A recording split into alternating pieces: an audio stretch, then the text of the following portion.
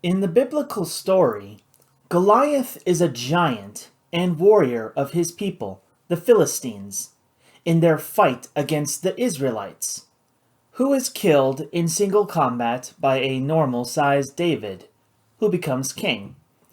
The improbability of a simple man using a mundane weapon, a sling-thrown rock, killing a giant warrior, is where we get the saying David and Goliath, for a fight against long odds.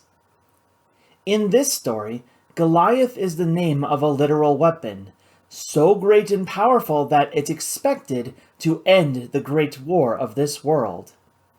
Its inventor, Nikola Tesla, is also presented as one and the same with Goliath, as it is Tesla's goal to present Goliath's power in such a way as to convince Imperial Germany and Austria-Hungary to stop fighting their war. More importantly, if threats don't work, Tesla expects to use Goliath to attack a city and prove its power undeniable. The credibility of Goliath's power and the possibility of that power ending the war dominates the story, not just in Darren's and Alec's journey on Air Beast Leviathan, but also in the response from empires and nations the world over. The notion that Tesla and Goliath can wield such power as to impose peace between the belligerents of a world war is a one-to-one parallel to the conceit of a Leviathan, a supreme sovereign ruler over people in whom all authority to violence is entrusted, in the name of upholding society. The way the British, French, and Russian empires play Leviathan to their people using Darwinist technology, and the way the German, Austrian, Hungarian, and former Ottoman empires play Leviathan to their people using clanker technology, so too would Tesla, as a logical conclusion, play Leviathan over the world using Goliath.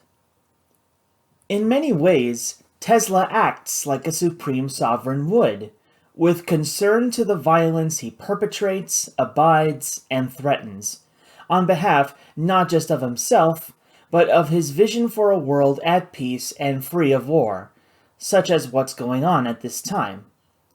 Darren and Alec get first-hand accounts of Tesla's knack for using authority granted to him to make sacrifices of others. In their very first encounter, Darren sees the result of Tesla's authority in an ill-conceived expedition to investigate the aftermath of the real-life Tunguska incident. Tesla has the crew of his air beast kill the living airship, and presumably the other beasts of burden, so that the fighting bears of their expedition, in their hunger, don't turn on Tesla and whoever remains. To Darren, it should be a haunting reminder of Leviathan's peril back in the Swiss Alps, where the captain considered letting the air beast die so that the human crew can survive. This time, however, the survival of Tesla's crew was apparently a more tertiary concern behind investigating the source of the destruction and proof of the power of Goliath. Even before Darren and Alec meet Tesla, his decisions nearly doom the airship at least once already. And no, I'm not talking about the German Tesla cannons. I'm talking about the slab of meat. More specifically, when Leviathan picks up a pallet of meat, tranquilizers, and ammunition meant to stave off the starving bears and facilitate Tesla's rescue. Presumably, Tesla also bribed one or more Russian officials to smuggle in parts for a large device he meant to use in furthering his expedition. The extra weight of the device in the cargo forces Leviathan to take emergency procedures to remain airworthy that nevertheless reduce the crew's provisions per flight. For Tesla's apparent indulgence, he nearly doomed his own rescue, to say nothing of dooming our heroes Darren, Alec, and their fellow crew. As parallel to the theme of supreme sovereigns, there is a theme of sovereigns endangering their subjects for their own indulgence, or else poor judgment. In relation to Leviathan nearly being grounded by a too heavy cargo lift, we hear Wildcount Vulgar's instinctive reaction that might be equivalent to the Tsar's and possibly even Tesla's. To paraphrase, how could such a pack, even heavier than expected, be a danger to such an apparently large air beast? Of course, Darren, Alec, and the aircrew know how, and it's left to them to make the sacrifices and provisions to adjust, because the sovereigns can't be bothered to help on those details. As Darren and Airbeast Leviathan make ready for Tesla's rescue, it is entirely left to them to accommodate for the surviving aircrew of Tesla's expedition, while Tesla looks on, apparently unconcerned. When the starving bears come to feast on Leviathan, Tesla reveals his secret personal weapon, a lightning-armed walking stick. He demonstrates a sovereign power to violence that saves everyone. Tesla's audacity to be apparently aloof to the dangers presented consecutively to Leviathan and aircrew earns him, in Darren's eyes at least, his label as mad. And, as we'll see, what is mad and what is sovereign can be considered very similar. On board Leviathan, Tesla is extended every possible courtesy by the Leviathan's command crew, and even with Alec's advocacy to save his life from assassination. If Tesla's machinations can end the war, then helping him is of great interest to the British Empire, and to Alec personally. So, both are subordinated to Tesla's sovereignty. Tesla didn't ask for it, but neither does he reject the assistance out of any principle. By definition, no supreme sovereign would. As Airbeast Leviathan takes leave of Russia and Siberia, making its way to a battle between Japanese and German Austrian naval forces, we see an interaction between Alec and Tesla that reveals more of their character. Up to this point, Tesla is described as a mad clanker boffin, really a scientist and engineer specializing in mechanical and electrical engineering. But more to the point, he finds comfort in machines being mechanical rather than living because machines don't feel pain. This seeming empathy for living things apparently goes counter to his callousness concerning the sacrifice of his own expedition's creatures. But it might make sense if we suppose Tesla's thinking is that it's simply easier to use and expend machines than living creatures, lest one's sense of empathy for said creatures get in the way of using them properly. It's similar to Darren's reaction to Bovril receiving their name from Lilith in Istanbul, and a question of how far one can extend empathy to living creatures, or people, before the demands of military and political power, sovereign power, demand their sacrifice.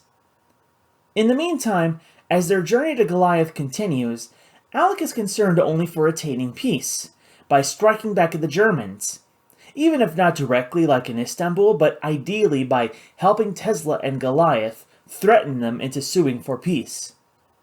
Alec does this in hopes that with peace, the parties that prosecuted the war and murdered his parents to start it would be deposed from power, and he could take his rightful place as heir to the throne of Austria-Hungary.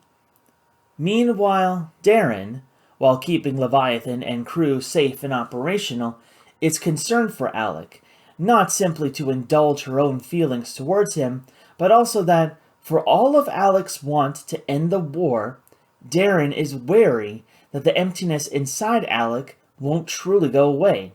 Not with peace, not with taking his rightful place, not with the defeat of the clanker powers, and not with the fulfillment of his providence. As far as Darren is concerned, the emptiness inside Alec is not from the war. It's from the idea, the feeling, that he is to blame for losing his parents, his family, and all because of the illegitimacy of his own birth. In case you can't tell, I put illegitimacy in air quotes because, as far as I'm concerned, the idea that Alec's existence is somehow invalid and wrong can only be taken as true from the point of view of supreme sovereign power as dictated by hereditary monarchies. Barking kings.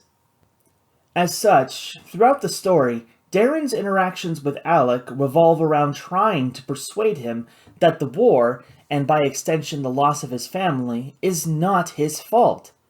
It's not up to him alone to end the war, and that fighting and ending the war doesn't have to be the start and end of his identity.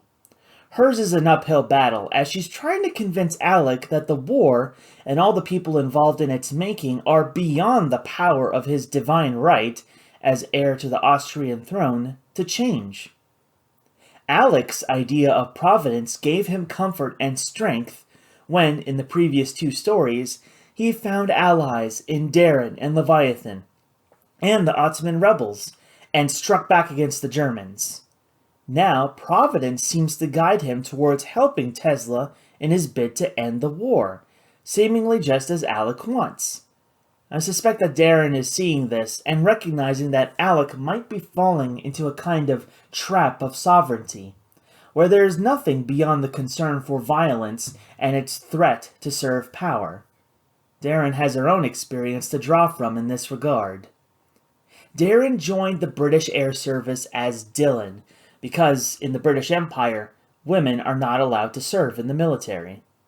All this time, Darin as Dylan has served Leviathan and the British Empire admirably, but in her mind all that honorable service would be turned to dishonor if ever anyone on the airship or admiralty found out she is a girl.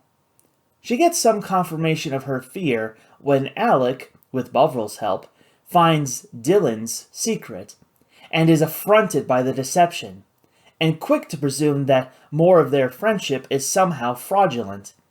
Darin has to basically spell out how her personal investment in Alec is outside the demands of service to the Leviathan, and especially not for any selfish ends.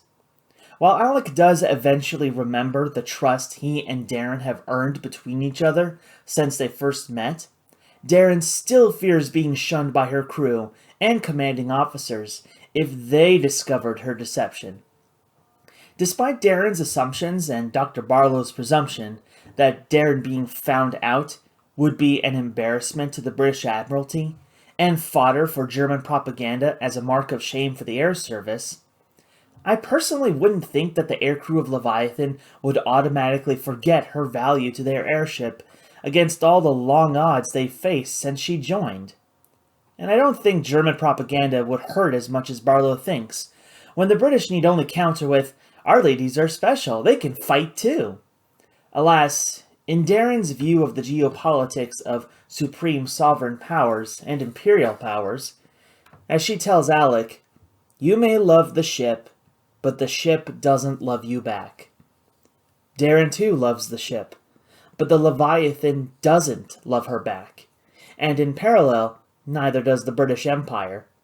From the air beast Leviathan's point of view, it could only love Darin as much as we might personally love an individual microbe within our gut, which is not likely. And the British Empire wouldn't necessarily love Darin either. If Alec took the throne and became the supreme sovereign of his empire, then just as he initially thought he couldn't ever love a commoner like Darin, as sovereign, he could then never truly love his people, such as he had love for his allies throughout these stories. In which case, Alec, sitting on a grand throne, would still suffer the emptiness. In this story, Alec associates with Tesla in the hope that supporting him and Goliath will help him fulfill his purpose to end the war. What we find out upon Tesla reaching his lab in America, and Goliath, is that Tesla himself also appears to think himself guided in the same way Alec does, through destiny.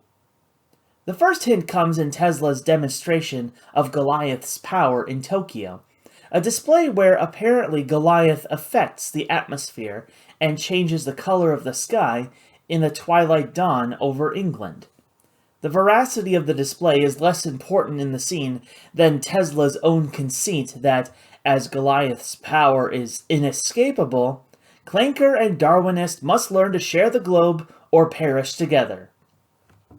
Invoking an inescapable, all-powerful entity is precisely the conceit of divine right, and the supreme sovereign's right to rule.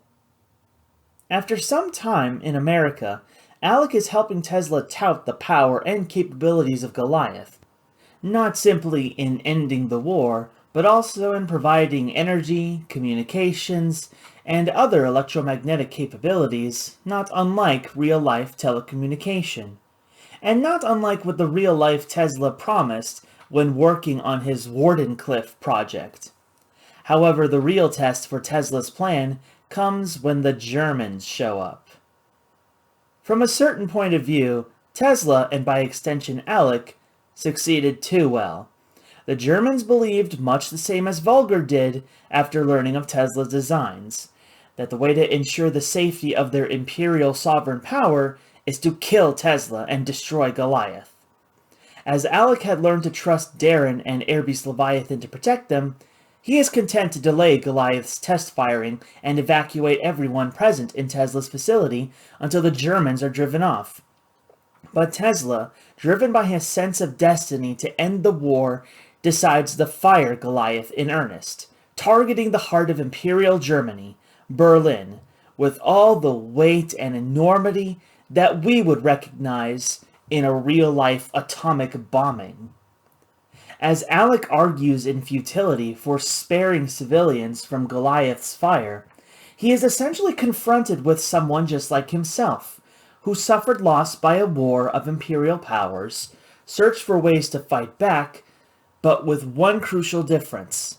Unlike Alec, Tesla may have never learned how to trust in others, not to help him cope with loss, not to empower him to act in the face of adversity, and not to hope for a more peaceful, less empty existence, such as the way Darren, Barlow, Lilith, Bovril, Vulgar, and company had for Alec, all during their journey together.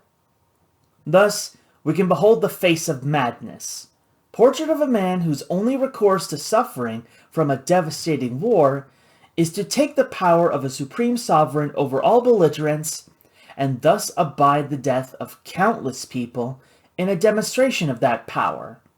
Behold the once and future King Tesla in the court of Goliath. Alec finally then recognizes the folly of Tesla, not whether the power in Goliath is real, but that a man driven to the madness of supreme sovereignty can be trusted with any power of such magnitude. As Leviathan battles the Germans to save Tesla and Alec, Alec confronts Tesla to save Leviathan, and Darren in particular, killing Tesla. By happenstance, the power of Goliath is unleashed on the Germans, destroying them, and sparing the Leviathan the same fate. Despite how the onus of madness is assigned to Tesla throughout the story, the actions and attitudes we would call madness, especially in the context of sovereign power, is not Tesla's alone. When Tesla is retrieved, and his goal made clear, Vulgar's first notion, assuming the Tunguska destruction was indeed Tesla's doing, is to preemptively protect the Austrian Empire by having Tesla assassinated, either by convincing Alec to do the deed, or organizing Klopp, Bauer, and Hoffman to do so. The madness consists of the assumption that Tesla indeed has this power, which should have been very questionable at this point, but deciding that such a small probability of truth demands action in defense of imperial sovereign power, that action being straight-up murder. Alec recognizes the madness of this proposition, and I suspect it's because he's not been immersed in the madness of imperial power. The madness continues with explicit evidence in the actions of Imperial German military forces. Prior to the German attack on Tesla, Alec and Vulgar discussed the German response to Tesla upon their arrival to New York. Alec presumes that the Kaiser wouldn't assault Tesla and Goliath in America, as that would certainly draw the United States into war against Germany. Vulgar's response is that the Kaiser, as supreme sovereign, can be as mad as they please. Indeed, the Kaiser risks America's wrath by attacking Tesla on American soil. After the battle, just like in real history, America joins the war against Germany. And unlike real history, America, in Westerfeld's Leviathan, is well placed to end the war about 3 years early. The madness of supreme sovereignty in this case is to take Tesla's threat so seriously that another equally bad option, inciting America to war, is somehow acceptable. In the best case scenario, where the water walkers left no trace of themselves after the destruction of Goliath, Germany would still be suspected, and America still poised to oppose them for their attack on American soil. A better understanding of the disposition of this madness requires a contrast, specifically the conduct of Dr. Nora Barlow.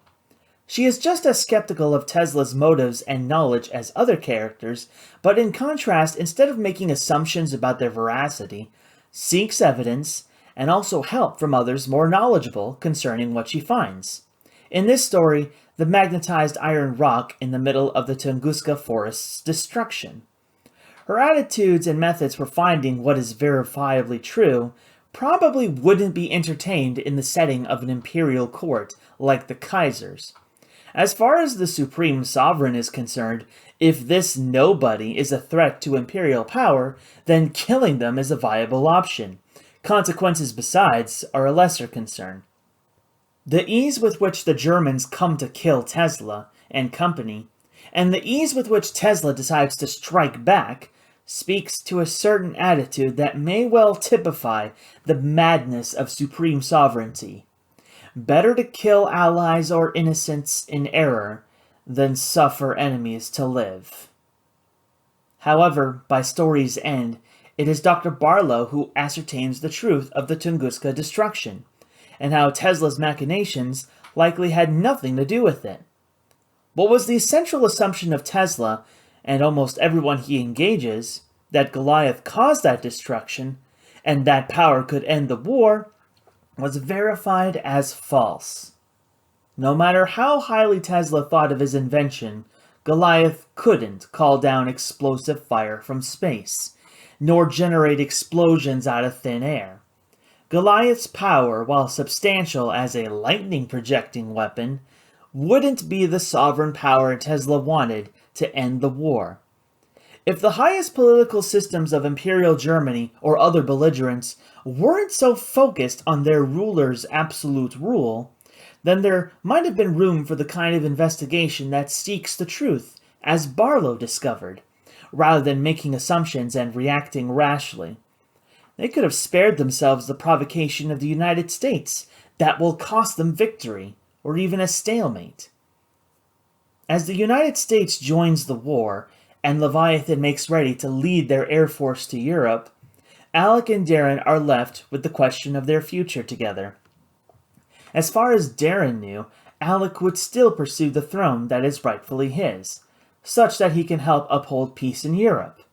But Alec has long decided that he cannot and will not go on alone, especially not without Darren's friendship. He had killed Tesla himself to save her after all.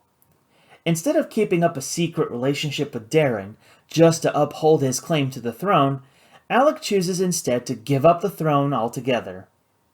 The only excuse Alec needs is that he loves and trusts Darren more than any want of power by divine right. Alas, after a long journey, driven by a personal sense of providence and destiny to right the wrongs of his Austria-Hungarian Empire, he would be well justified in seeing that his, and indeed the concept of empire itself, has little future left to fight for, and he can't save it in any case. If Alec continued to try to claim that throne, even if he succeeded, he would still inherit a political system that would, by its very nature, tend towards conflict, even wasteful conflict, with rival empires, and oppression of nations less powerful to serve the power and hierarchy of the ruling class. Indeed, if Alec managed to entangle himself in the machinery of empire, he could very well be pressured into adopting that very madness. In the words of another very wise man, "Take the throne to act, and the throne acts on you."